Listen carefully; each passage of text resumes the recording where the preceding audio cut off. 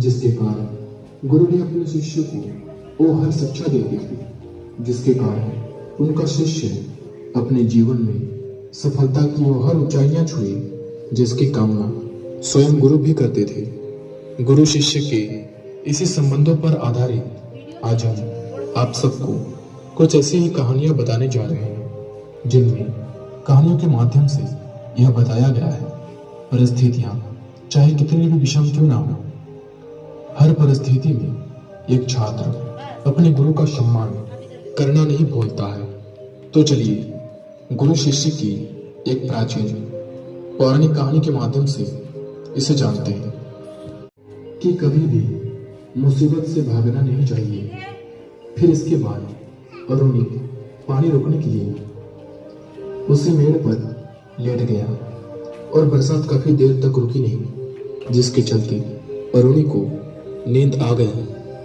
काफी देर हो जाने के बाद जब अरुणी आश्रम पर नहीं लौटा तो गुरुदेव ने अपने शिष्यों के साथ खेत पर पहुंचे तो देखा कि गले से लगा लिया और जीवन में हमेशा सफल होने का आशीर्वाद दिया। जीवन में चाहे कितनी भी बड़ी समस्या क्यों ना आए, हमें कभी भी समस्याओं से डरकर भागना नहीं चाहिए और बड़ों के द्वारा दी गई अच्छी बातों को अपने जीवन का मार्गदर्शन समझते हुए उन्हें पालन करते हुए हमेशा आगे बढ़ते रहें। उसमें अपने एक गुरु ने अपने शिष्य को क्या बताया था कि किसी भी समस्या से भागना नहीं चाहिए और डटकर मुकाबला करना चाहिए। तो शिष्य ने क्या करा, खेत के पानी को रोकने के लिए खुद ही लेट गया, है ना, खेत में पानी ना घुसे। तो उसके गुरुजी की बात उनको याद आई और उन्होंने उनसे शिक्षा ली थी कि मैं कभी डरूंगा नहीं, कभी समस्या से हटूंगा नहीं, मुकाबला करूंगा। तो उसने क्या करा, खेत में पानी नहीं घुसने दिया और खुद ही लेटकर उस पानी को रोक दिया। तो इससे हमें क्या शिक्षा मिलती है कि हमें हमारे गुरु की हर बात मानना चाहिए।